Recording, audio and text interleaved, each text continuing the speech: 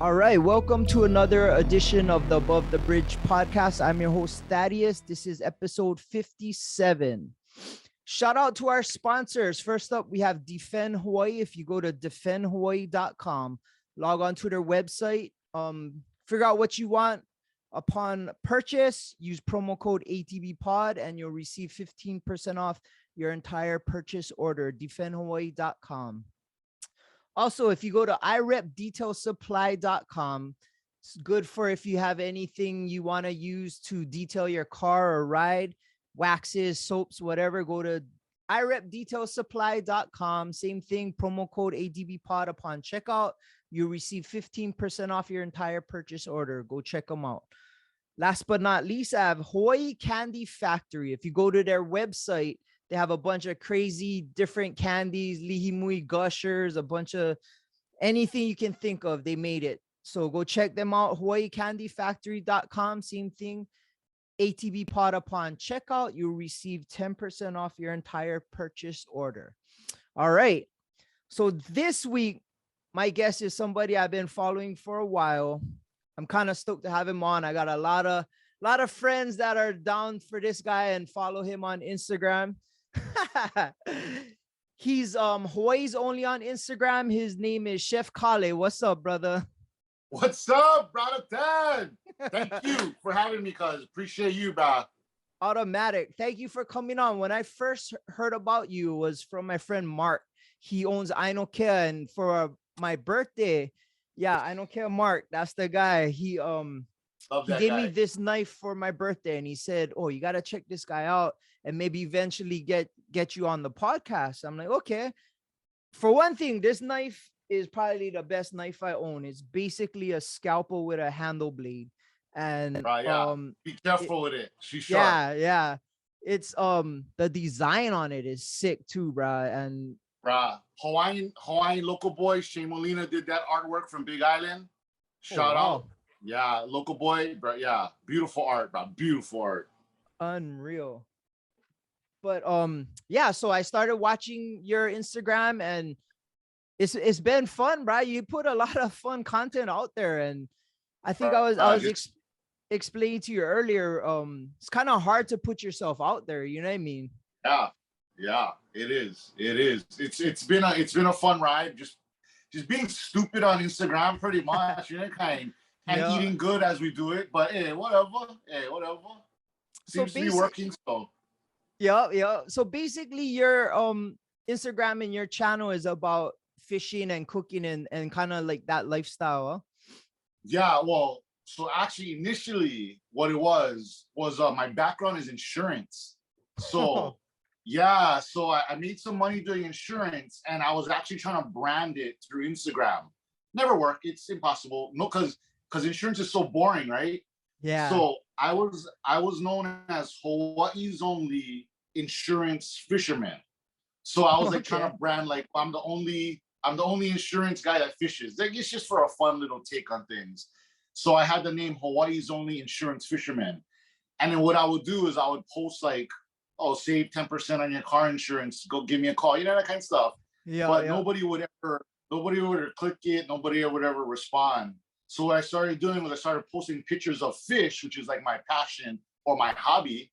And I would post a picture of fish, and then people would like it. And I'd be like, hey, how come every time I post something about insurance, nobody care? But every time I post a picture of fish, you know, everyone's all about it. So I started to switch over to post things about fish. And then I would put like a small little commercial like, oh, if you're wanting to learn more about insurance, give me a call. And it would have a picture of fish. Right. So that was my angle. Still never worked. But yeah. So eventually, I just dropped the whole insurance thing and just became Hawaii's only, and just did cultural, sustainable information, education on the reefs, on the fish. You know what you can eat, what you cannot eat. You know what's in season, what's not in season, and just kind of like focus on community, and invasive species, et cetera, et cetera. And then it kind of built up from there. Yeah. But that's starting with cool. Fish. Yeah, started with fish. Yeah. Do you still sell insurance? You know what? I do. But I'm only busy from October, November, December. Actually, not even December, just October, November. That's the enrollment season. And after that, I'm pow. So I actually have a lot of free time on my hands. So the insurance is like my bread and butter that pays all the bills. And then it allows me to pursue my passion projects. Oh, that's cool. Yeah, yes. So I've had a lot of passion projects that failed in the past. Only within like the past, like choke failures. But in the past few years, things have been like kind of gearing up, meeting the right entrepreneurs that have the similar mindset. And then you're doing creative things. So you get to meet creative people. Yeah, so it's been working out pretty. It's been pretty fun the past couple of years. Oh, that's awesome. And who does all your editing and stuff? Bruh, so I'll tell you right now, I suck at editing. I don't. So this what we're doing right now is like the maximum what I can do. My kids, they laugh at me because they're like, how are you building a brand on TikTok or Instagram? You don't even know how to use your cell phone. Because it's true. I mean, I barely got this Zoom to work. My kids wasn't home. And I had to figure it out. But I do all the editing myself, just with an app, iMovie app. So, but nice. I suck at editing, bro. I'm just really bad. I'm so bad. Yeah. I know. I had a producer, and he's actually busy right now with he works for Olelo, so he couldn't come on and help me with episodes. So I kind of learned how, and it's time consuming. It's not. Yeah. It's not easy, bro. It's not easy, and it's confusing. There's all these buttons and all these levers and all this graphics, and my kids are like, how are you building a brand on Instagram? And I just tell them the same thing I tell everybody that asks me the same question. I just tell them, I have no idea. I just shoot the video and I put them on Instagram, and that's all there is to it, bro. That's it. Yeah, well, I think it's your personality that shines. Every local brother can resonate with you because you're a local brother. And maybe. Yeah. And the stuff you're cooking is stuff that everybody likes to eat. And you have little hacks and stuff like that. But the way you present it makes it seem like, oh, I can do that. Oh, I could make that. Yeah. So it's like, bruh, and it's like, what is that? Comfort food, like local comfort food. Yeah. Bruh, it definitely resonates, and your personality shines. So it's like that's what's selling. I appreciate that, bro. I appreciate that. Yeah, because I really don't know what. I have no idea. I have no idea what the formula. I have no idea, but I just try to figure out whatever's like working, and then I just copy it. So, like at the time, fish was working, so I did that, and then fishing videos was working, so I posted a lot of diving videos, and then next thing you know, like cooking videos started to happen, and then now, like, so what's funny? What's trending now? Like it's like funny videos. Videos, yeah, that's like it's like taking over the internet. But so I'm trying to do like funny videos, but I'm not that funny, so I'm just like probably like struggling to like push out content that's funny. But yeah, so it's so whatever is like working at the time is what I try to do. But the best ones is the cooking and funny. That if you can get that combination, that works. But yeah, you need someone funny to help you out because stuff is hard, bro. It's hard. Yeah, and at least you're not doing TikTok dances and stuff, bro. Well, hey, if I knew how to dance, I'd be doing a TikTok dance, but trust me, bro. I have my OnlyFans page up, everything. Oh, bro, those girls make some scripts, bro. I don't get it. Bro. Did you interview somebody that's ever done that? Yeah, yep. I had an OnlyFans girl on, and bruh, I wish. I mean, if girls wanted to see my ass, I'd be put it out there. Bruh. Yeah, the world is lucky that all the men in the world are not women. Because, bro, nothing would get done. Yep. Nothing would happen. Yeah, we'd have no astrophysicists, no doctors. We just have a land full of dancing people. That's it. That's all. Yeah. But yeah, the OnlyFans, bro, it's that's a trip if they're but hey, good for them if they're making money, bro. Hey, good for them. And it's big money, bro. Like racks.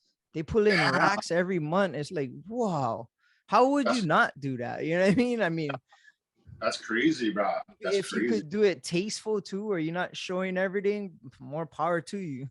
Yeah, yeah. I don't have an OnlyFans account or anything. You know, my wife gonna watch this podcast, so just putting it out there, bro. Just putting it out there. I mean, I don't even. What is that? Oh, you can teach me about OnlyFans. What is that, bro? I don't know. That. So where'd you grow up, bro? So I grew up, bro. I grew up all over. You know, like many Hawaii struggling guys, families. Um, you know, I come from a broken house. I grew up in town, Nuuanu, Po area. Then I moved to Pro City, moved out Big Island, moved back to Oahu. So I grew up all over, bro. My mom was doing her best to survive. So yeah, I never like grew up in like one set spot, bro. I was always moving as a kid. Yeah. Yeah. And what, the whole time you was into fishing and diving and stuff like that? You know, yeah. Um my some of my earliest memories is of like me and my dad fishing. So I've always been into it. So I've always been to fishing and diving. I always sucked at it, but I just loved it. Because never back then, never have YouTube or Instagram. I never have none of that. You have to look at an encyclopedia if you want to learn how to dive. You know what I mean? Or you have to go to the local dive shop and talk story with the uncles and try to get some information. But yeah, I've always, since a little kid, always been attracted to the ocean. I kind of grew up like around the ocean. Yeah, that was like my consistent, huh? Yeah. Yeah, that was my getaway from all the freaking nutsness going around in our family. Yeah, was the ocean. Yeah. And what, you would pole fish or boat or skin dive? No, a lot of shore diving. We did a lot of stuff on the boat when I was younger, and then after my father passed away when I was like fourth grade, I gave up fishing and I just turned into a hermit. I never nothing with fishing or diving or nothing. And then after that, I was like I was so withdrawn from the ocean because he passed away. But that can only last so long, right? The ocean was just calling me. And so I remember one day I just went, I grabbed all my gear and I went. And then I caught a fish and I got stuck in a rock. So I couldn't land them. And so I asked to borrow neighbors. It was just some random people on the beach. I asked to borrow their mask and snorkel. So I put that on and I swam out. I followed my line, and then there was an o'io that just kind of was right behind a rock. I loosened her out. I swam back to shore and I reeled her up, and that's from that time. I think I was like sixth grade. From then, I started to dive. Oh. So I was already a terrible fisherman anyway. I just love to do it because fishing is hard, bro. Fishing, it's tough, bro. But so right after that, I got into diving, and bro, that's kind of really what my passion is like being in the water, spearfishing. Oh, yeah, nice. And so I've been diving since like seventh grade. Yeah. Okay, and you continue to do it now? I continue to do it now, at least maybe not now, but until recently, maybe like a year ago, I was in the water at least every weekend, at least once a week. Oh wow. Yeah. There was a time when I think like 3 or 4 years that because I did the insurance thing, right? Yeah. So I had to work the October, November. So there was like a 3 or 4 year period where like I didn't even work at all, and all I did was like freaking drink beers, fish, and dive. That's all I did, bro. I go travel. That sounds like what I like my retirement be like. Bro, so that's what I did, bro. I kind of went into like an early retirement, and then yeah, I did that for like 3 or 4 years, and then I think I was like in depression though. Like I didn't know it, but I think I was going through some mental stuff, and then I got out of the funk right before a couple years before COVID. Yeah, and then nice. I gave up drinking, and bro, I changed my life, turned my life around, bro. That was a big thing. Oh, good for you, bro. And it shows, super bro. Yep. You come in with the fire now. Yeah, and I just drink water now. That's it, bro. That's the key. Who knew that was the key, bro? Just give them alcohol and water. Yeah. So what, your kids go with you fishing and diving and stuff? Bro, they do. Well, they used to. I mean, freaking these kids, they all doing like work in college and stuff now. They all responsible. So they don't get to come out with me as much. But when we get like opportunities for they come, yeah, they come. They're not real hard pressed into it like I was as a kid. Yeah. Because they get other stuff going on. You know, they get sports and volleyball. Like when I was a kid, bro, you know, for me, for do sports, my mom would drop me off at the football practice in 6:30. Bro, I'd be there till 8 o'clock, bro, in the dark with the coach. Bro, so shame so fast because that's how growing up was. I never have real good parental guidance, you know. So I was always at, you know, trying to get to the beach just to get away. But my kids, they get good parents, bro. They get good parents, bro. So, right on. Mine too. Kids, you heard that, kids? Kids. But I'm sure those moments that you share with them at the beach, that's like how you did with your dad, is gonna be what they gonna draw in their memory bank. You know what I mean? No, they don't have like so when I was growing up, actually, I'll tell you a funny story after, but yeah, so some of our best fishing trips is with my kids, bro. Like some of the nutsiest fishing stories I get, my kids was there. Yeah, yeah. But we don't have like choke of them because, you know, we're not like fishing or diving to survive. Yeah. One of the this is a funny story. Is one of the reasons why I started to dive really heavy in high school was because I actually was around the wrong crowd, and then I had a baby when I was freaking 15, bro. Yeah, and then the girl that I was with, bruh, she left, bruh. She freaking went dig out. So I raised my daughter like by myself. Wow. Respect and, for that, dude. Well, cousin, we was broke, bruh. Like broke. And so I was working as a dishwasher at Zippy's. And shout out to Betty, who would teach me the chicken hat, you know, the chicken inside man. Oh, yeah. That's where I learned it from, was from her, the manager over there at the time. And then I was dishwashing, and all my money would go to like diapers and baby formula and stuff. And so I wouldn't have anything to eat. So I would grab my dive gear and I would shoot fish. And that's how I would eat my meals, bro. Like so that was diving for put food on the table. Bro. So I make plenty jokes. If you look at pictures of me like in sophomore, junior year, I was super skinny, bro, because I tell her, bro, I was freaking crappy at diving, bro. So I wasn't catching much fish. So I was starving over there. You know, but yeah, I was diving for grind, bro. Like that was my thing, bro. That was my story. Yeah. Oh, that's pretty interesting, bro. I mean, that's rough, but I mean, it does give you that fortitude to keep going. You know what I mean? And I'm pretty sure your daughter must know the story. And yeah, well, I don't know. Notice, or maybe after this podcast they don't know, but yeah, they look like, what? Man, you should be what? Yeah, you lying. But no, yeah, bro, you ever freaking been starving and then miss one manini, bro? You gonna lose your shit, bro. Well, it's all about scooping the sea cucumbers from the pier. Yeah. But no, what's funny is a lot of the recipes, like, cause I cook, right? It's from that's what I remember. Like, of course, I try to like spruce it up today because I get access to more ingredients. But a lot of the stuff is like from that time, bro, from kid time. Yeah. And it's amazing to see, like I said, the Hawaiian local comfort food, bro. It's like, to this day, my dad will eat Vienna sausage or what, like, we're gonna eat this kind. And it's like, bro, it just makes you remember a simpler time. It makes you feel good. You know what I mean? Yeah, no, absolutely, bro. Absolutely.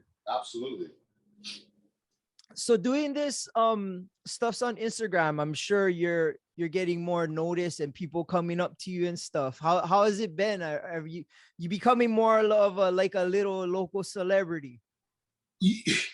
I mean, at first I didn't notice anything. Like, I didn't think much of it because no one really thinks that, you know what I mean? Like us local guys that come from nothing. But but yeah, actually, when I took a look at this past 2 years, no mind me, bro, I'm making you something for eat, bro. Well, Right on. I'm making you something for look at for eat while I eat. But Raja. yeah. So what kind of stood out to me was the the the collaborations or the business relationships I created with local brands like Oh Boy Ni Oi or Coco's Cravings or my friend Six by Cakes, Ginger Spread Man, Snazzy Golf Hawaii, whose shirt this is right here.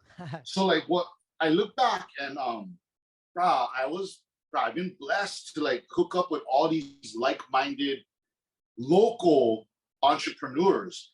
And so that's kind of my takeaway for the past, like being able to hook up with these really smart, passionate people. And so I don't know about the whole little mini celebrity thing but definitely from the videos, you're able to connect with people more Yeah. because they're like, oh, I like that video, and then you're able to talk story, and it's like a platform where you can kind of it's just something that you can kind of like a catalyst that you can take a catalyst that will lead you to someplace else. So that's kind of been my biggest takeaway is connecting with other people in the community. Yeah. Oh, Whether you that's call it super cool. Hawaii community or the Instagram community, whatever you want to call it. Yeah. Yeah. So I know it's rough when you first start off and you actually putting yourself out there for people to kind of not discriminate, but kind of talk shit or like, Yeah, judge, talk shit, yeah, laugh, right? yeah. You know, so actually, I don't give a crap what anyone thinks. That's kind of like one good thing, but I'm just not really good. Like, or I thought I wasn't good in front of the camera. Like, it's just not my thing. I'm kind of shy. Um, but there's something in me that I can turn on, to appease everyone, to make people laugh or whatever, to relate, so that I can build a brand. So Yeah. really, what it was I didn't have any of my face in any of the videos at first. It was just my hands, or I did a voiceover, or I would wear a mask. I put on glasses and I would cook. I would be like a masked bandit, And then every once in a while, I'd put up a video where it like showed a flash of my face, or I got caught doing something. And then those videos started to take off, like the analytics. We started to look at the analytics. And then I started to research like why certain guys do so well on Instagram. Then you start to like look at it, you start to Google stuff. And then lo and behold, a lot of it has to do with the person's face. So like I would post up just a picture of like our family portrait, and then people would be like, oh, a lot of attention. A lot of analytics would go through the roof because my whole page, you would never see a face. And so I guess when you got to see a face, they were, I guess, happy, I guess. And so based on those analytics, I was like, hey, fuck it. I got to show my face. And so I took off the mask and then shaved, cut my hair. And then, bro, you see this, bro? I did this for you, cuz. Bro, there's this thing called gel. You put this gel, you put it in your hair. The thing make them like kind of shiny and stiff, and you can comb it. So I put on the gel and the comb for you, bro, tonight. Right on, bro. You could be the most well-groomed guy that was on my show so far. Hey, I know you a podcaster, so I was like, oh, maybe he know like Joe Rogan or something. I mean, I don't know, like maybe, maybe Joe Rogan and watch. Maybe he's friends with this guy. I don't know. I don't know. I don't know who watches this, bro. So randoms, bro. I get, bro. My producer put my phone number on the Olelo broadcast, and I'd get some aunties calling me up like at 2 a.m, like, oh, I see your show. I was like, bruh. Bro, they wanted. So how you get my number? I didn't know it was on there. They wanted Daddy, Big Daddy. Yeah, that's what they wanted. Huh? Trip me out, bro. So yeah, at least you have brothers calling you, bro. That's good. So when you first put yourself out there, it took some time to build up, and seems like you're very comfortable in front of the camera now. I mean, I guess, I don't know, like, so my insurance job, my job was to be a presenter. So I'm the guy talking in front of like 100 people, 50 people, 40 people. Like my job is to go up front on stage and then relay the benefits and explain it in a simple way. That was actually my job. So I mean, I'm comfortable, I guess, talking to people or in front of people, but yeah, I don't know. So I just did it. Like I just like sucked it up. I just didn't want it for some reason. I don't know why. I just didn't want it. Maybe I don't know. It was just a thing I didn't want. I don't know. I don't know. Well, maybe it was a self-esteem thing. For I don't know. But it took about a year for it to start rolling. Yeah, it took exactly. I think almost exactly like 12 months. Yeah. Once I started to do videos, it took like 12 months for me to kind of grow the platform up, and then it just started to kind of roll. Yeah.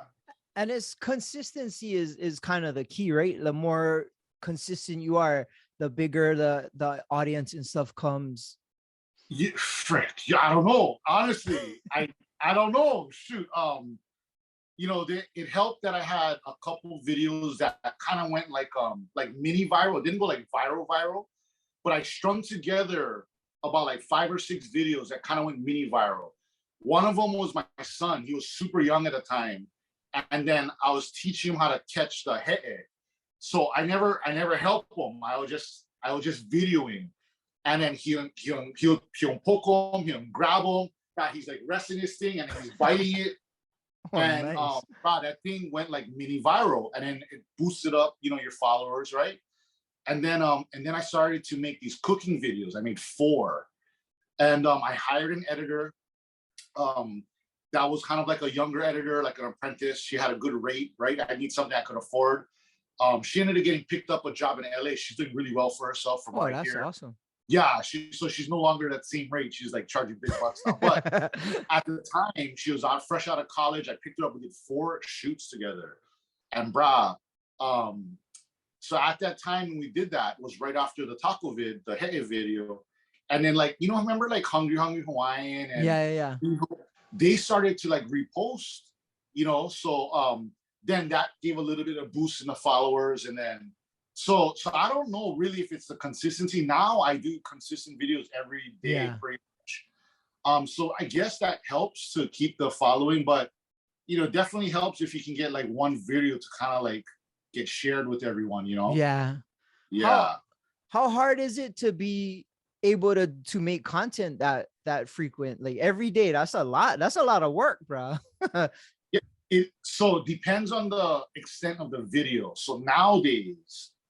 I just jam simple stuff right from here. Like just right here, I'll jam out 3 videos in like, I don't know, 30, 40 minutes.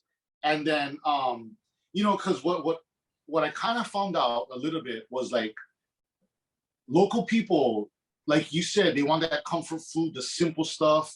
So every once in a while, I'll do kind of something like high level, real elaborate. We'll do like a tequila lime blanc and sous vide fish, and we'll do like a real extensive. That takes me like an hour to shoot though, and then I gotta cut, edit. But for the most part, all the local people, they like the simple stuff, like what I'm right now. I'm gonna show you this, bro. All I get is buttered bread and sugar. Okay. And we're gonna make one furikake ensamada. You know what is an ensamada? Yep, I do. That's that pastry with the butter and the sugar. Yep. So we're making Hawaii's only version of an ensamada. I told the story, so I'm gonna finish that up real soon. But yeah, so now because I'm pushing out content every day, it's actually kind of easy, bro, because it's simple stuff. Yeah. Okay. Yeah, so it's not too bad. Yeah. So from some of the videos I watched, the biggest one I had curiosity kind of checking out was you pretty much grab weeds from the sidewalk and started cooking with them. Okay, so shout out to Gay Chan on Instagram. I seen her videos on like 808 Viral or somewhere, and I was mind blown. Like, because as a cook, I'm always trying to expand my knowledge, right, of like food and ingredients. And this lady, bruh, she's so amazing. She did the research. And she said when I met with her, it took her 2 years of research before actually eating a weed. So she did all that research because you can't just eat any kind, right? Something might get you sick or kill you. But I went to her house. She gave me the demonstration. Bruh, I loved it. I loved it.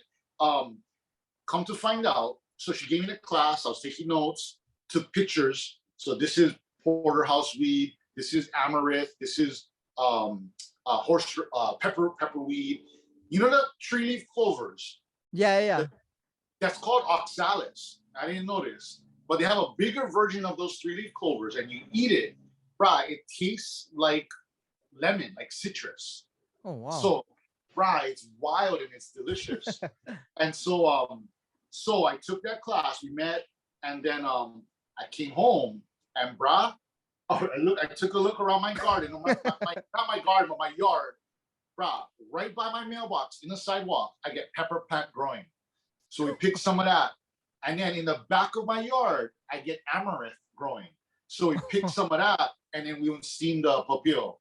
And then I went, bruh, yeah. So I'm not anywhere near to be an expert, or no one should be listening to me on what we to eat or not eat, because I'm still learning. But yeah, Gay Chan, she showed me the way, bruh. She live out on Kaneohe side. She does classes all the time. She has a book. She's amazing. She's amazing. I know, though. The only weed I know about eating isn't that kind weeds, bro. Yeah. That's a good one too, though. That's a good one too. Oh yeah, I seen like on TV they have a lot of infused with marijuana kind of stuff. You ever use that kind of stuff, or? I did, and it got flagged, and I took them down. But for real? Yeah. So I did one. I did marijuana infused salmon. Oh wow. Yeah. So it didn't get you high because it was just a smoke, but you can have the flavor to it. So I made like one. I made a yellow mustard, and I infused smoke into that.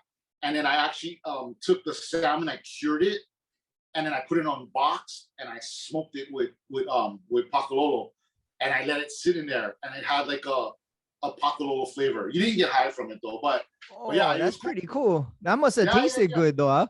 It tasted super good, bro. It tasted super good. But I have a friend, bro. He's at Hammer. He's called the.Hawaiian.alchemist. And bro, he's the like pioneer in infusing THC with food. Yeah, he does. Yeah, he's right here in Hawaii, bro. He's bad, bro. He's badass. Oh yeah. I would watch that, what is it, Bong Appetit or something like that on Viceland and Ho. Yeah, they like gourmet food. They're just getting high as shit. But so I think like that, all those guys on that show, I think that's all his friends, bro. Oh, for real? Yeah. He's like, bro, this guy's legit, bro. He's legit. I work with him some events, bro. He's so legit. He's a super nice guy, bro. And he's super knowledgeable about I don't know, right? But he's super knowledgeable about the micrograms or milligrams. Oh, yeah. Dose it correctly. And yeah, he's all about that life, bro. He's amazing. Yeah. And he's freaking gourmet, bro. He makes any kind of good stuff. That's kind of cool. Okay, wait. So you're coming out with your own seasoning and furikake, right? That's your brand. Yeah, bro. What I'm making for you right now, the furikake ensamada. We came out with this right here, bro. So this is the bubu arare furikake. We make this, and then this is the one we created. That's like the first one ever. Yeah. Spicy ahi furikake. Yeah, first one of its kind in the world. That's next level right there.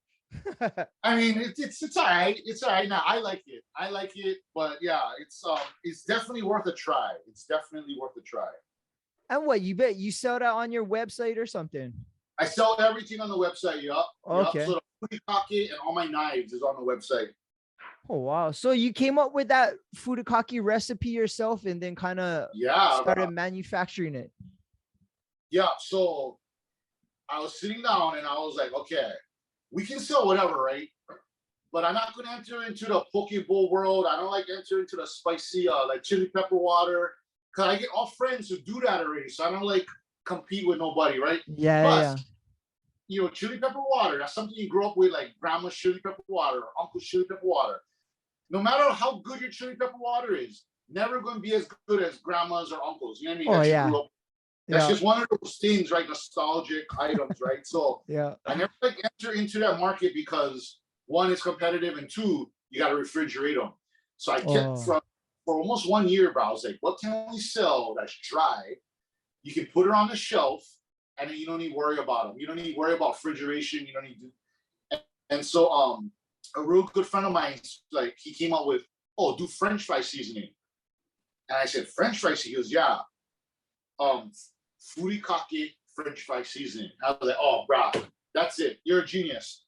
And then all I did was I jumped into the lab, and bro, first take, bro, one crack, I made this recipe. Spicy ahi furikake, first take, bro. I was just furikake, and I was like, fine, I got him. I get him. I'm gonna put this together. And then from the spicy ahi furikake, I spurred like maybe, I don't know, 20 different furikakes that I have that are waiting. So I have a business idea that I'm gonna try to put together. I haven't released anything but these two flavors. But how's it been? People buying them? So I cannot keep up with online orders. Oh, nice. I have like 6 stores that are waiting for me to get my stuff together so that we can put them in the shelves. And then I got this one brother who's got me to hook up for like all the Times and the Foodlands and the whatever's, all the big chain market, the local markets, but I cannot keep up with the local demand. So you're in that messy middle. Yeah. You gotta figure out, you want to keep doing this yourself and then make X amount of money, or take the leap, go rent out a bigger facility, get employees, and then really pound it out. So we're in that middle right now where we're trying to figure out what we want to do. Do we keep it level at where we're at now and we sell out every week, or do we take the leap and then we risk it? Because when you take the leap, there's liability, right? Yeah, for sure. So I don't want the liability, but I'm also losing a lot of sales, so yeah, it's a up, yeah. Well, I'm sure you'll figure it out, bro. And what, you're just running this whole business by yourself? Yeah, I mean, my wife actually takes care of freaking all the back end stuff. So I handle sales and production, and she handles the website. She handles the money. She handles the where are we shipping, how we shipping. She handles all my GE tax paperwork. So she handles a lot of like the paperwork side that drives me bananas. Yeah. Yeah. She organizes. Yeah. Well, that's good. It kind of balances you out so you can focus on what your portion of the business. You know what I mean? You're not doing everything. Exactly. I think she's kind of mad at me though because we're so busy, like, because she's a nurse, so shit. So she works all night, like 12-hour shift, and then she comes home and I'm like, oh babe, I need you to print 59 shipping labels for the furikake. She's like, what the fuck? She's like, I was like, but check the count, bro. The count, it's growing, it's growing. But yeah, so she's been kind of working hard recently. So I gotta figure something out because yeah, she's been busting her ass this past. Vacation coming up then, huh? yeah. Vacation and jewelry, that's the best. Yeah, vacation, jewelry, Manola bag, all that. It's all on the list, bro. It's all on the list. Manola, you listening to me, bro? I need to help a brother out, bro. I need to hook up over here. I need a plug. You know what I mean? Cause check this out, Dad. Okay, what you got? So I don't know if you can see, but what I did was I took regular bread. Okay. I buttered her up. I put sugar, and then we put furikake on top. And then I used my mold and I cut rings, and then just like that. It's real simple. Okay. Super simple recipe. Furikake ensamada. Oh, that's nuts. It's so good. And then get all the leftover pieces of this. I gotta eat that. So it's nuts. some of the stuff you make is look so good, bro. It's like, oh, I like really try that, or like Yeah, yeah. This it's is fun. creative though. Who would have thought about that? You know what I mean? Who would have thought that? Yeah, that's what I mean. That's what I try to do is like just think of like me. I'm all about flavor combinations, huh? Yeah. So I start with two flavors combinations, and I go from there, and then that's how I build up all my menus. Yeah, Bro, yeah. that old school popcorn thing you had the other video, and I was watching them. I was like, bro, I never seen that in years. Bruh, I seen that. We was at the store, and I was like, bruh, we'll take a little staycation in Waikiki. Oh, nice. So we was buying a little bit of snacks and stuff. And I said, bruh, my kids, they didn't even know what that was, bruh. They're like, what is that? I Yo, said, I oh, you're don't gonna think my learn tonight. daughter would. Yeah, yeah. So, bro, we love that. That thing is so good, bro. Fresh popcorn. Yeah. So, So what, you been doing like events, cooking events and stuff like that? bro, that's another thing that I've been doing. I've been doing choke private gigs, bro. Like dinners or like parties or? Bro, I do dinners, I do parties. Um, I do sushi cake classes. Oh, So like wow. I bring all the gear, I roll up to your house, and then sorry, my water cooler. And then bro, I teach them how to make one sushi cake, bro. It's good fun. It's good fun. Yeah. That's super. That's getting super popular now, huh? It's been a little popular. You know, it yeah, the sushi cake world it's been kind of popular. Yeah, because it's kind of cool, right? It's just different. Yeah. And then like you know, Hawaii, bro, we're representing hard on the sushi cakes. If you Google till this day, try Google sushi cakes, you're gonna see sushi cakes in like New York, in Cali, bro. They're nothing compared to the ones we're making here in Hawaii. Oh yeah. But it's laughable, like the stuff you're making. So Hawaii's really representing on the sushi cakes, bro. We're doing a good job, bro. I think bro, I have a feeling that sushi cakes are gonna take off in the mainland, bro. Oh yeah. But Yeah. poke bowls and all those little shops in the mainland's blowing up, huh? To the roof. To the Yeah. roof. So Some of them is not bad, but I had some nasty freaking poke in the mainland. Choy sum and pineapple chunks with frozen ahi. That's the rough one. That's the rough one. Yeah, the fish ain't always the freshest either. You know what I mean? Yeah. Yeah. And I mean, I'm really against frozen fish, bro. Oh yeah. Just because we have access to it here in Hawaii, I'm so spoiled, huh? We're all so spoiled with fresh fish, but I cannot stand frozen ahi, bro. I just cannot. Oh, But yeah. I think sushi cakes might be a thing, bro. I mean, man. So yeah, we'll see. We'll see what happens. I'm gonna try to make it a thing. You know, one lucky thing that happened was I hooked up with this chef from TV. His name was Graham Elliott. Okay. So he's from Hawaii, right? And he moved to the mainland, and then he grew up in the mainland in Chicago. He's a Michelin star chef, famous. He's a world-renowned chef. But he started watching the Instagram because you know how local boys away from home, they try, it's just something relatable, right? Yeah. And he missed the island life. And so, bro, we linked up. And so I actually do a lot of gigs with him now. Oh, wow. Yeah, so his name is Graham Elliott, bro. He's on TV, bro. The show Master Chef. Oh, okay. Bro, he's big time, yeah. And he's a freaking badass chef. So I get to learn from him. And then yeah, so that was one thing that's really, really cool. Yeah. So you can do like catered dinners or parties. You do the whole spread or? Yeah. So usually I try to contain it to 20 people or less for private gigs, unless they have like one certified kitchen that I can work out of and I can bring one crew in. I've done parties for birthday parties with Graham. Okay. We did it for like 50 people. Oh, me, him, and a friend, and we cranked out a 3-course meal and a cake menu. So yeah, we do private dinners if I'm available. Yeah, absolutely. And that's all your recipes and stuff. Right. Yep. I design everything, and a lot of times I'll design it with the party person, like you know whoever's birthday it is. I'll design a menu specific for what they like eat. Yeah. Oh wow. So we'll talk about like ideas or inspiration. I usually start with fruit because like you know what? I go, what's your two favorite fruits? Because when you ask someone what they like eat, they're like, I don't know.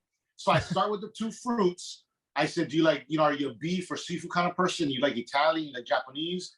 So they answer a couple of some simple questions, and then I design a menu just from that. Yeah. Oh wow. Yeah. That's super cool. I had Kevin Gard on the show before, and Okay. he made garden, and which is like a kind of his wife does the decorations, and then he does the cooking, and he's gourmet. And you sit down and they bring out all the food and talk about it and all that, and it's like the experience is something crazy that you would think a lot of people would be doing, but hardly anybody does it. So I tell you why, because fucka is hard work, bro. For real, huh? Because it's hard work, bro. But yeah, you would think, and not only is it hard work, it's, you know, to create a menu that tastes great. Wow. And being mobile, like you don't have your ovens, or you know, you got to be mobile. Yeah, it's hard, bro. So I used to, right before COVID, I had one ocean to table dinner experience, because like you said, it's all about the experience. I'd go into the water, shoot one fish or a couple fish, come back onto the sand, set up a luxury picnic setting with the tables and the lights and the pillows and the rug and everything, wine glasses, ice, shampoo, whatever they wanted, and then I would jam one 3-course meal right there for them. From the fish you just caught? Yeah. Oh, that, bro, that's next level. Nobody does that. No one, so I got booked, bro. I got booked, and then COVID hit, and everyone had to cancel because they didn't fly. Yeah, they didn't fly. Yeah, and that's right after that I went into sushi cakes. But that's some pressure though, huh? Like, what if you no more fish, or you shoot one, you know, shoot anything? Cousin, I've been diving since I was freaking 7th grade, and I was diving hungry, okay? Oh, okay. I come out with something, bro. Okay. No, so what I do, not a secret, but I'll go to a spot that I know where the reef, you know, gets get action.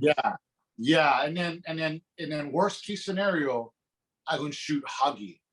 Okay. So if any divers listening to this podcast, they're gonna laugh because they know what I'm talking about when I say shoot hagi, because that freaking fish is everywhere. Yeah. But I promise you rip off the head, you rip off the skin, you fillet the meat, hagi, it gets trashed on as like on doodoo fish. But it tastes delicious, bro. It tastes delicious. Yeah. That's good to know. yeah. When your diver friends watch this, they're gonna laugh. But that's what I would feed the guests. But they don't know. They just there for the experience, right?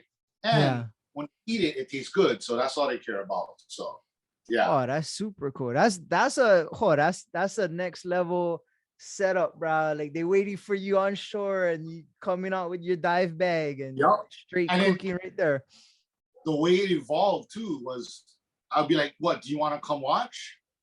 And then they would be like, "Yeah, I want to watch." Right? So they're in the water watching, and I would be like, "Oh wow, you want to try shoot?" Then they would try shoot. They've got a tree prong or a gun. I just try it. And so, I only had one couple that shot something. But everyone else, they try, they fail, they realize how hard it is to catch a fish. So when they eat it, they have that much more appreciation and respect for the catch. Yeah. I'm gonna as soon as I can get a wrap of this furikake business and my knife sales, I'm actually working on a website right now that's gonna revamp my ocean to table experiences, and we're gonna go we're gonna market for Japanese VIPs. Oh, bro, they would love that stuff. They're gonna charge big dollars too. We're not gonna, because it's an experience, right? Oh, so, yeah. And you taking the risk, bro. I mean, diving ain't, bro. That's a risk in and of itself. Yeah. I load the cooler up with like some slabs of mahi from Tamashiro Market. You know what I mean? Just in case, bro. Just in case. Just in case. No one needs to know that, bro. We edit that part out. No.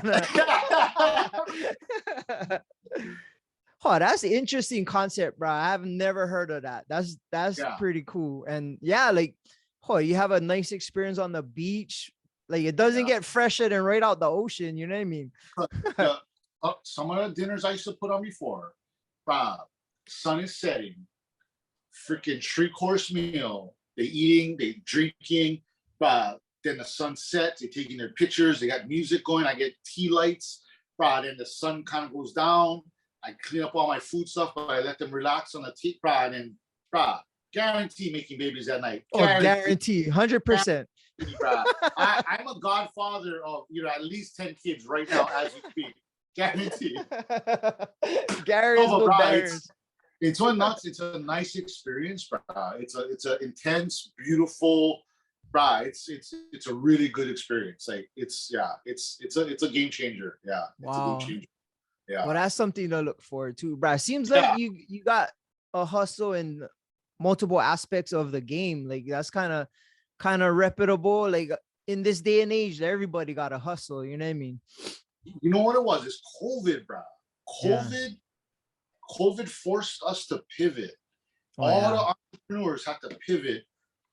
I mean, bruh, COVID messed us up, bruh. It just so many solid businesses went under, Yeah. and bruh, because they had big. It was so, bruh. And you know the businesses that survived, bruh. I don't know how they did it, bruh. It's a miracle that they survived. How they paid their rent from just takeout orders, like restaurants, like, Oh, yeah. bruh, out of here, bruh. How did they do it? So, what I learned was, bruh, you got to be able to pivot and just keep pivoting and fighting to survive here in Hawaii, bruh. That's it. Yeah. Yeah. And it's true. I kind of noticed you kind of see who's the guys that have that heart or that determination when failure is not an option, or I'm gonna do this and do that. Like I work in the club industry and we were shut down, and my employees and my friends, all DJs and dancers, they all nothing, and they all had. What is that? What did you guys do? Like, how did you We what did like you said, we pivot. Like Pivot, yeah. well, for me, I work in the lab. I work for cancer research, but my Okay. side job is nightclub promoting. Gotcha. And like some of my friends, like my best friend DJ Hopper Boy, he yeah. he was stuck. That was his main source of income, and he started working and created another company and doing renovations and stuff like that, PSO Hawaii, with this guy Jay. And then he started doing like he's very creative with videos and stuff, so he was getting gigs doing video editing, and it's like and then I seen some other friends that started their own podcasts or started to learn how to do certain things, and started food trucks, and then I seen some friends that just was like, oh, I don't know, it's the pandemic. Yeah, it's the pandemic. It's like, and I get that too, bro. I get that. It was rough, bro. It was rough, bro. I'm not gonna lie, rough. But you see who has that fortitude and that will to, okay, this is what life is dealing me. What I gonna do? Be a bitch, or I gonna make a move? Like, is that you get? Because you seen how much Lee gummy bears popped out of it. Oh yeah, I'm sponsored by one. Yup. It's fucking delicious. I respect the hustles, because like, oh yeah, how you gonna make ends meet, bro? Like, so yeah, it was a nuts time. I'm glad. Smoke meat, bro. I get one guy, one of my best friends. He started his smoke meat business, and he's blowing that thing up. He's making a good business out of it. I love it, bro. I love it. Who's the smoke meat? It's called Puka Tea Meats, brother Taylor. Puka Tea Meats, Taylor Keys, bro. Yep. Nice. And he sell them. He packages them. He get his own brand. He get his. Oh, I love it. He has his stickers, and bro, he's doing things step by step and building his brand, and bro, that hustle. And I like to surround myself, like how you said, with people that have that same mindset. Yeah. And I always say this every episode is a rising tide floats all boats. So if you surround yourself with people that's going to help you and you can help them. It's just, bruh, you guys succeed. It's you guys all kind of rising up together versus. That's said so well, perfectly, bro. Thank you Yeah, for that. That is yeah. so well said. And Absolutely. it shined the most during the pandemic. Like everybody had it hard, and everybody had like I said, had a choice to either whine and complain or suck it up, make a move. You know what I mean? Like, what are you gonna do? It's up to you. Oh yeah, that's right. That's well said, bro. I love it. Yeah, here I try to tell everybody, because I get a lot of like people that talk shit on my page. They send me DMs or they comment stupid stuff. So me, I don't care. The only time I get irritated is if it's a local boy. Like, bruh, you freaking team Hawaii or you team world? Yeah. Bruh, everyone in Hawaii should be backing each other up. It's us against the world, bruh, not us against each other. Bruh, our mindset too small if you like fight me or if I like fight you. Bruh, we gotta back each other up because bruh, it's everyone is against Hawaii, bruh. You know what I mean? We're in the middle of the ocean. Too much big things going on for us to be like arguing with each other, So yeah, so I only get irritated if it's local people. But other than that, I like the outer hate, because it's funny. Well, you do you engage? Nah, I don't with the locals. I don't because Hawaii is just too small, and that's probably your cousin's friend down the street or something. Not just that, but I don't agree with local on local hate. Like, bro, we got to be lifting each other up. So I never engage with that. But if they're from the mainland or from somewhere else, and bro, I play with it. It's because it's fun, it's fun. But plenty internet trolls, bro. It's like they target successful people because they're just keyboard warriors with Cheeto fingers, and there's nothing better for them.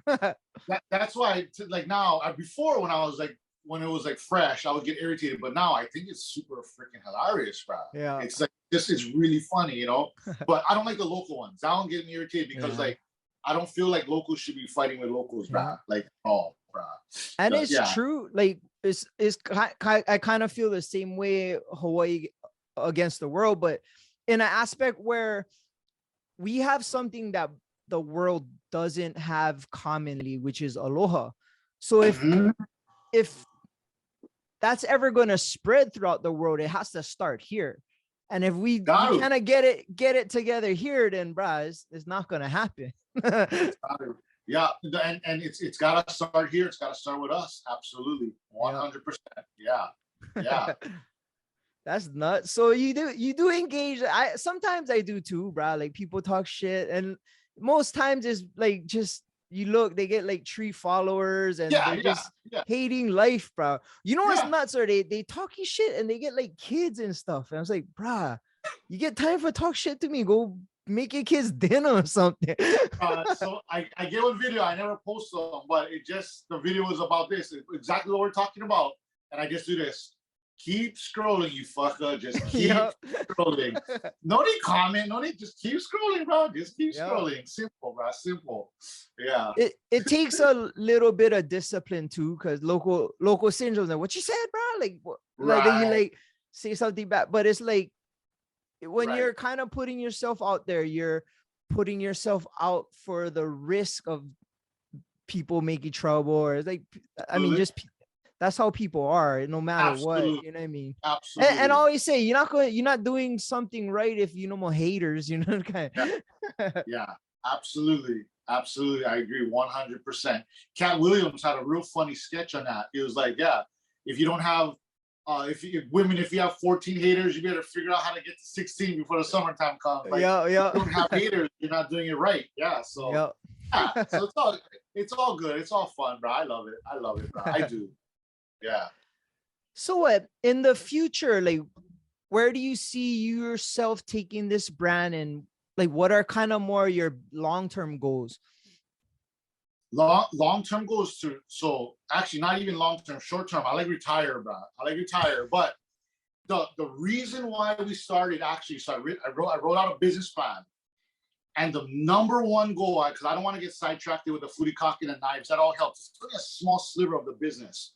The main goal for Hawaii's only is to bring education for Hawaii reefs, right? So over the years, I've dived the same reef and reefs around Oahu. Oahu gets so much fish. Well, within the past, I'd say maybe 7 to 8 years, the decline of fish has been catastrophic, right? Bad, like really bad. So the page was shown to kind of show that you can catch hagi, you can catch trumpet fish, you can catch manini or popa'as. You don't gotta catch kumu or uhu or ukus. You can shoot other fish that are in the ocean, table bass, et cetera, that are more plentiful. Palani is another one. You can eat palani, you can cook it in a certain way where it's going to be super delicious, and just give our reefs a chance to recover. So the main goal, I think, or the main goal for Hawaii's Only is to bring that education for Hawaii reefs, to make sure the long-term goal, of course, I want to retire, right? I want to get the money game right. But the long-term goal for the brand is to make sure that there's fish for my grandson. Yeah. Oh, so I'm a grandpa, bro. I'm a granddad. Yeah.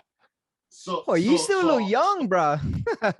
Yeah, I'm old, bro. I'm old. But no, I started early, right? So you remember that girl? I told you that my daughter, I had her when I was 15.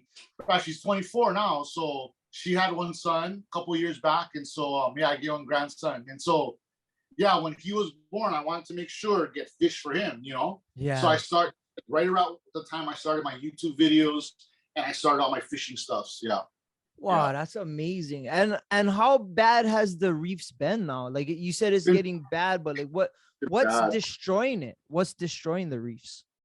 So these young kids, they're fucking hammers now, bro. They're so good at diving because all the education and tools are there to make them really good. So when a 15-year-old picks up a spear right now, he jumps into the water, he sees it's pretty scarce and sparse, but he's 15. This is what he knows as the reef. But I've been diving that same reef 25 years ago, and I'm telling you, bro, that's not how that reef's supposed to look. So what happens is, because they don't know what it used to look like, they take it as the norm. And so they continue to shoot fish, which is not their fault. So that's why we got to bring education that, bro, there is a challenge with our inshore reef, our shoreline. The outside, the deeper one, we're okay. We're okay because a lot of the divers can't get to those depths, and it's a little bit more, harder to hunt fish. But the inshore reefs, two things, is like commercial night diving. Night diving is fine, but commercial night diving, when they're shooting 500 pounds of uhu. Oh shit! Who does that? But they're doing it because they got to get paid. Yeah. Right. That's not illegal, though. No, it's not illegal, and I'm not gonna down anyone's hustle, but that's a part of why there's a decline in fish. And so we just gotta find that balance or get choke fish. And so it's just about education and just altering a couple small things, tweaking here and there. We don't need to put a ban on night fishing. We don't need to put a ban on lay net, but lay net is also another one, bro. You lay net and you wipe out one whole thing, so lay net and commercial night diving is pretty rough. It's pretty rough on the reefs. If we can just bring some education and shed some light, we can figure out solutions so everybody wins. But we got to all come together and figure out what that solution is. Yeah.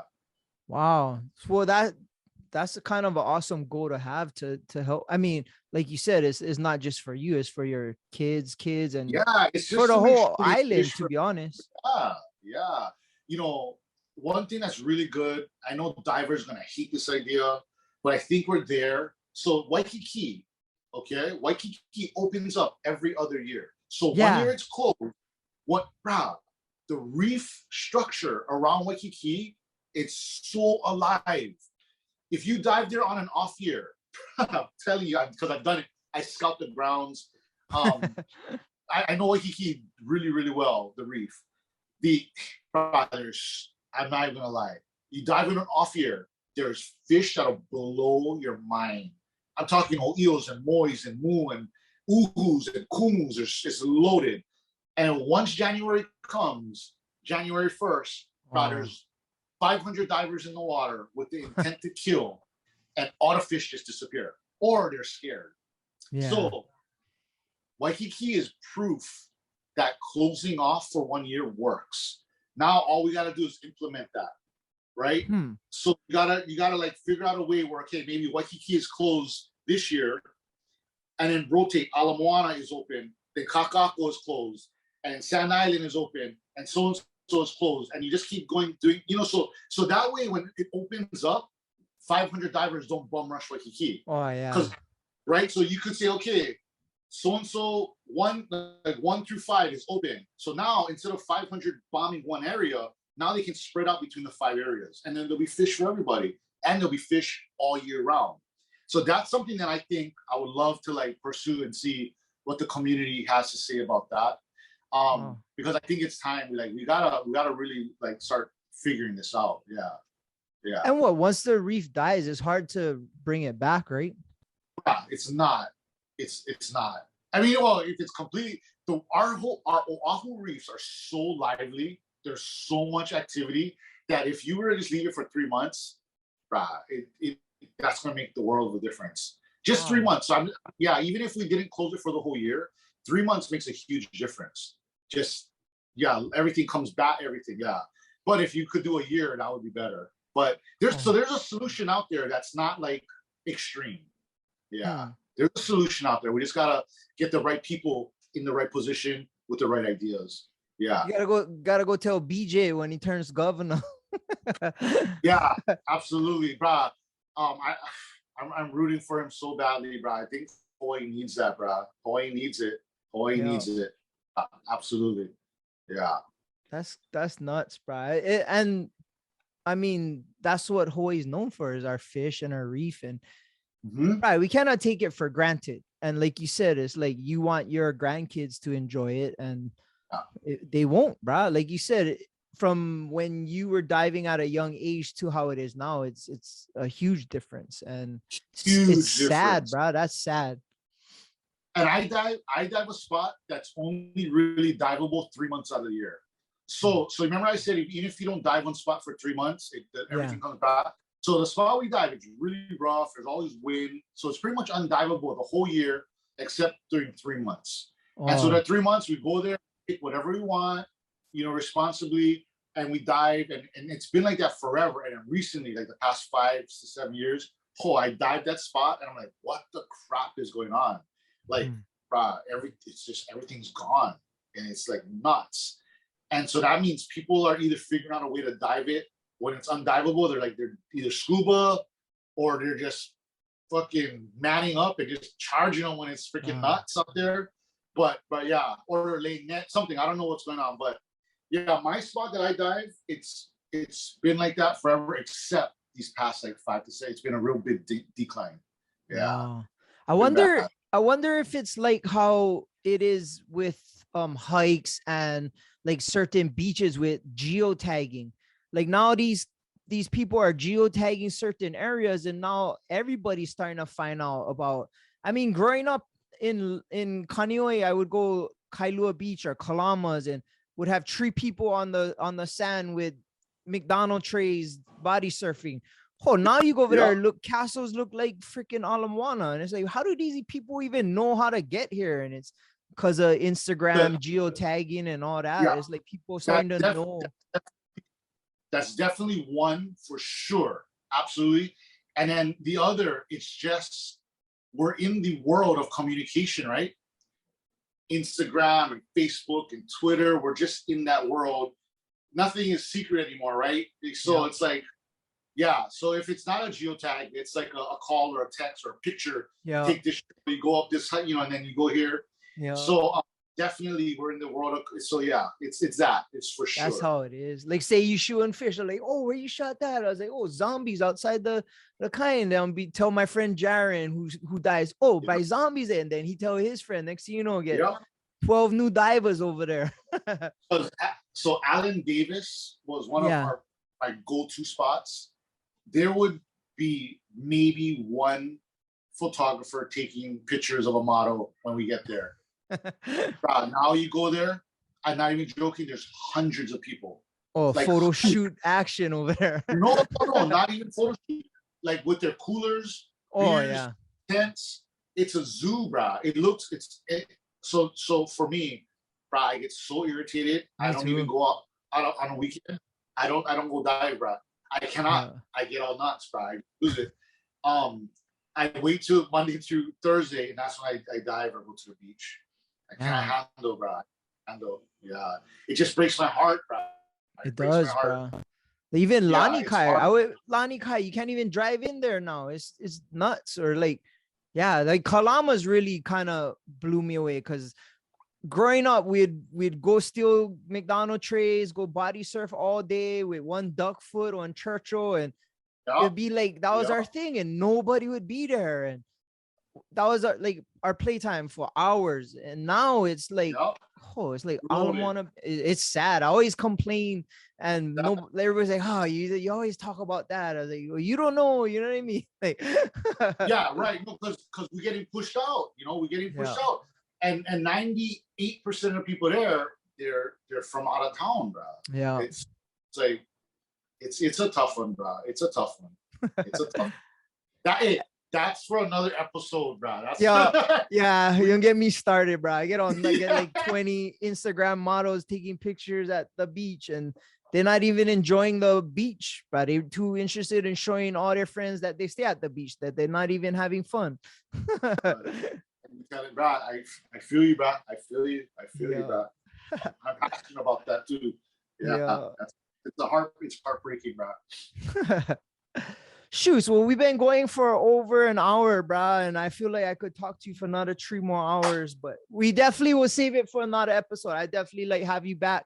I get certain guests that I like to kind of check up on every year, and bro, you seem like your hustle is huge, and I want to see where you're at in about a year and see what you got going on, if that's cool with you. Cool. That sounds fun, bro. That sounds fun. I just did Auntie Brandy, who is on the radio show, and I had her a year ago, and then I just had her on again, and the amount of stuff she's done in that year is so remarkable. It's like I like hearing about that kind of stuff. You know what I mean? I love it. I love it. We'll definitely get you back on and see what you're doing, bro, and see what you got going on. I appreciate you. I'll send you over an email or a text or DM or whatever, and then let me know what I can do to help promote the show and the page. Yep. I'll send you all the links. Yep. It usually takes about a week to edit. But on Instagram and your website and stuff, and where can people get everything you got going on, bro? Bro, the easiest way, just go to Instagram at Hawaii's Only, and that's it. And everything from there, get the links, the website, Linktree, get the YouTube with the furikake, get the knives, get everything. So just at Hawaii's Only on Instagram, and you're good to go. And you have a YouTube page with a Catch to Cook? Yeah, it's a Catch and Cook. It's at Hawaii's Only as well. Everything is handled at Hawaii's Only. All right. Website, YouTube, Twitter, Instagram, Facebook, all of it. Yeah. That's super cool. And bro, it's been awesome to hear your story and kind of put the face with the videos and understand a little bit of the background. And bro, appreciate it. It's a crazy business, and you seem to kind of figuring it out, but like to know that you're doing it all just to help save the reefs, and that's your end goal. That's definitely remarkable and something that people need to know, and that's super cool, bro. Absolutely. That is the end goal. That's the end goal, bro. Yeah. Thank you, bro. Right on. And for us, always, you can find us on our website, atbpod.com, Instagram, Above the Bridge Podcast, YouTube. All these videos are on there, Above the Bridge Pod. My Instagram's Daddy High. And bruh, thanks again for coming on the show. I'll be watching your videos and definitely using these knives, bruh. This is awesome. Appreciate you guys, bro. Thank you. Have a good night, Daddy, bro. Yep, right on. Shakas for the cameras. Right on, bro. We're out. Shout out to the Artist Group Network. Aloha.